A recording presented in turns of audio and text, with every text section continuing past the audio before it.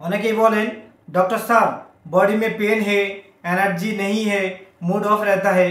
কিন্তু জানেন কি এগুলোর অনেক কারণের পিছনে লুকিয়ে আছে ভিটামিন ডি এবং ভিটামিন বি12 এর ঘাটতি।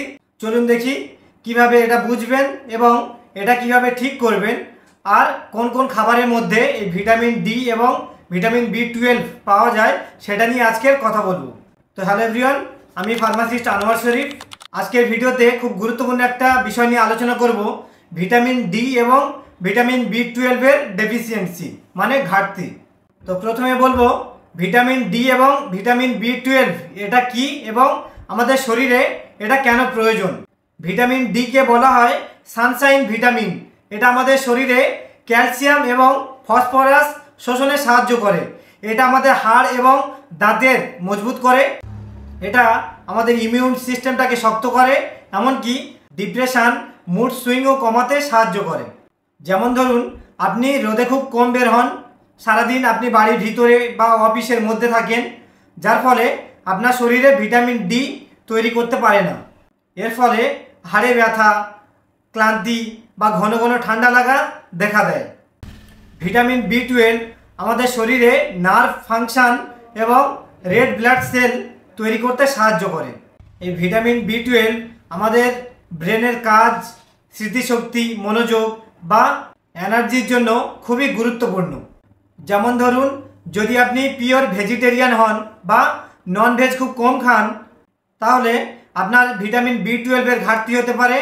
এতে আপনার হাত পা ঝিনঝিন করা, ক্লান্তি বা মানসিক দুর্বলতা দেখা দিতে পারে। তো এখন বলবো ভিটামিন ডি কী কারণে আমাদের শরীরে ঘাটতি দেখা দেয়। তো প্রথমে হলো পর্যাপ্ত পরিমাণে রোদে না থাকা, দ্বিতীয়ত অতিরিক্ত সানস্ক্রিন ব্যবহার করলে, দেন স্কিন টোন দরকার হলে সিনথেসিস কম হয়, আবার লিভার বা কিডনির সমস্যা থাকলে ভিটামিন ডির ঘাটতি দেখা দিতে পারে। তো এবারে বলবো ভিটামিন বি12 আমাদের শরীরে কী কারণে ঘাটতি দেখা দেয়।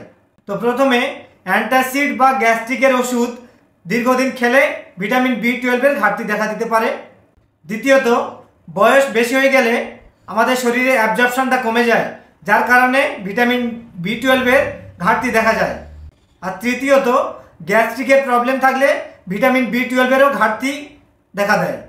অনেকেই গ্যাসের ওষুধ মাসের পর মাস খেয়ে যায়, এর ফলে আমাদের স্টোমাক অ্যাসিড কমে যায় আর সেই সঙ্গে আমাদের শরীরে ভিটামিন বি12 এর অ্যাবজর্পশন মানে শোষণটাও কমে যায়। এখন ভিটামিন ডি যদি আমাদের শরীরে ঘাটতি দেখা দেয় তাহলে আমাদের কি কি উপসর্গ বা কিভাবে আমরা সেটাকে বুঝবো।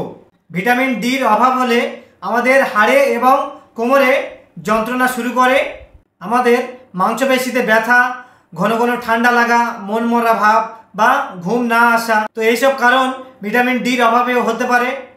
আবার ভিটামিন বি12 যদি আমাদের শরীরে ঘাটতি দেখা দেয় তাহলে আমরা সেটা কিভাবে বুঝবো বা আমাদের কি কি উপসর্গ তখন দেখা দেয়।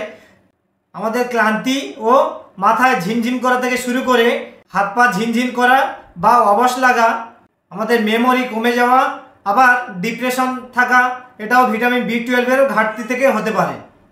যদি সকালে ঘুম থেকে উঠে আমাদের হাত পা অবশ লাগে, সারাদিন কোনো কাজে ফোকাস করতে পারবেন না, মনোযোগ দিতে কষ্ট হবে, তাহলে এটা শুধু স্ট্রেস নয়, এটা আমাদের শরীরে ভিটামিন বি12 এরও ঘাটতি থেকে হতে পারে।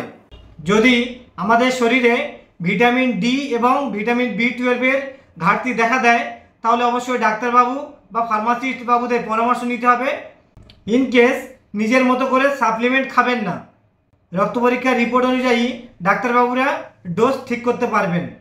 ইন কেস ঘরোয়াভাবে মাছ, মাংস, ডিম বা দুধ জাতীয় খাবার এগুলো খেতে পারেন, তবে নিজের মতো করে কোনো রকম ওষুধ খাবেন না, সবসময় ডাক্তারবাবুদের পরামর্শ নিয়ে চলাটাই উচিত।